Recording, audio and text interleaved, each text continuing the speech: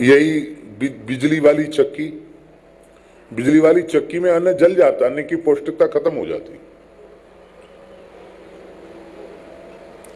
इसलिए पुरानी पद्धति से जोतना, बोना, अन्न निकालना और फिर पुरानी पद्धति से ही चक्की पर पीसना। आज माताएं, आप लोग तो 6 बजे से कथा सुनने आती तो निश्चित ही 3 बजे तो उठी जाती होंगी, 4 बजे उठ जाती होंगी। नहीं महाराज, 8-9 बजे तक पढ़ी लिखी महिलाओं के सोने का फैशन है। काम तो कोई है ही नहीं। काम वाली आती है, बर्तन मांजेगी, और थोड़ी सी अमीरी जिनको आ गई वो तो रसोई घर में भी नहीं जाती।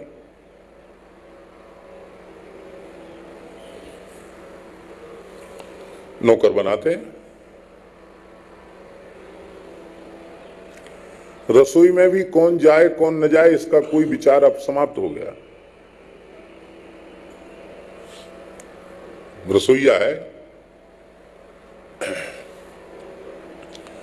पहले मारवाड़ियों में विशेषकर रसोईया को महाराज कहते थे। महाराज क्यों कहते थे? कि वो रसोईया ब्राह्मण ही होता था, विपरीतर नहीं होता था, इसलिए महाराज कहते थे। उसका शासन सब पर होता था। किसी की हिम्मत है जो रसोई घर में कोई झांक भी जाए? सब खत्म हो गया।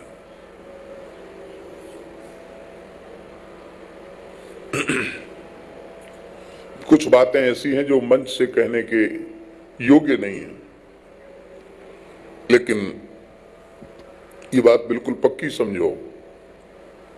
अपने आचार विचार की स्वयं सुरक्षा करनी है तो किसी के घर का भी पानी मत पियो। खाने की बात तो छोड़ दो। शौचाचार सर्वथा समाप्त हो चुका है। आचार विचार लोग समझते ही नहीं।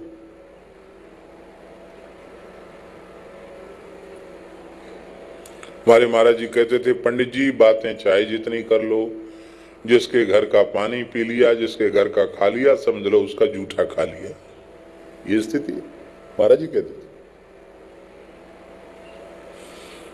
परोसने की पद्धति क्या है वर्तमान में? थाली में छू के परोसते हैं। और जो अधिक सभ्य हैं, नवनीत जी की भाषा में विशेष सभ्य हैं आधुनिक लोग, वो तो वो उसके प्लास्टिक के टिफिन जैसे होते हैं, उसी को टेबल पर बीच में रख लिया जाता है और सब एक साथ लोग बैठते हैं। परोसने वाला कोई नहीं होता है। और उसमें ये थोड़ी कि दाएं हाथ से खाओ कि बाएं हाथ से खाओ, क्योंकि खाने के भी औजार होते हैं। कितने औजार पटक देंगे सामने लाके, भैया का किसी को ऑपरेशन होना है क्या? औजार, भोजन के औजार। बड़ी विचित्र स्थिति है। और वही बचा हुआ फिर रसोई घर में चला जाता है। सारी अमनिया सामग्री दूषित हो जाती। सब जूठा तो हो गया। चलो ऐसा नहीं है तो थाली में छूकर परोसने की परंपरा है, ऊपर से देने की परंपरा नहीं। और ऊपर से दे दो तो लोग नाराज हो जाएंगे, अरे भिखारी के जैसे, कुत्ते के जैसे टुकड़ा हमको डाल रहे हो। उनको ये होश नहीं है कि छूकर परोसने से वस्तु जूठी, हाथ जूठा, फिर पात्र में स्थित सामग्री जूठी हो गई। वो सामग्री फिर चली गई भीतर रसोई घर में, तो रसोई की सारी सामग्री जूठी हो गई।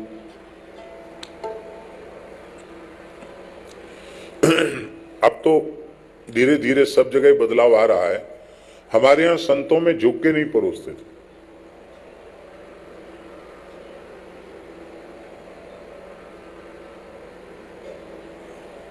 पांच सौ हजार साधु की पंगत बैठी है, झुक के पहुंचेंगे तो बेचारी की कमर तो वैसी रह जाएगी।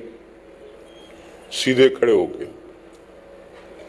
बड़ी डंकी पलटा, एक बार में जय सिया राम, पूरा कटोरा भर गया दाल से। एक बार की सब चम्मच नहीं, पूरा चमचा रहता साग का, एक बार में जय सिया राम। महाप्रसाद ऐसे ऐसे नहीं धरा जाता, चम्मच से ऐसे, और ढेर लगी पत्तल के ऊपर, और फुलका हाथ फिरे हुए ऐसे हाथ में लिया, ऐसे ऊपर से खड़े खड़े, और इतना अंदाजा महात्माओं को कि किसी ने 2 मांगे तो ऐसे पकड़ते कि 2 ही आते, किसी ने 4 उंगली इशारा किए तो ऐसे पकड़ 4, किसी ने ऐसे कर दिया मैंने 5 तो ऐसे। अब पंगतों में बैठने की सभ्यता ही लोग नहीं समझते। पंगत में आपने ऐसे कर दिया तो इसका मतलब है 5 फुलका दे दो, आप कैसे करते 5 फुलका हाथ पे आपके पट्टे से गिर जाएंगे, और नहीं संभाले तो बगल के पत्तल पे चढ़ जाएंगे, और फिर पंचायती मार पड़ेगी खड़िया खड़िया करके, वो अलग। और कहीं आपने कह दिया आधी दे दो, जैसे गृहस्थियों में कहते नहीं आधी रोटी ले लो, तो आधी का मतलब आधी नहीं होता, आधी का मतलब होता है वो महात्मा के हाथ में जितनी रोटी है उसकी आधी। 100-200 रोटी है, फुलका है तो उसके आधे। अब शौचाचार टकसार ये भी धीरे धीरे महात्माओं में भी विलुप्त होता चला जा रहा है।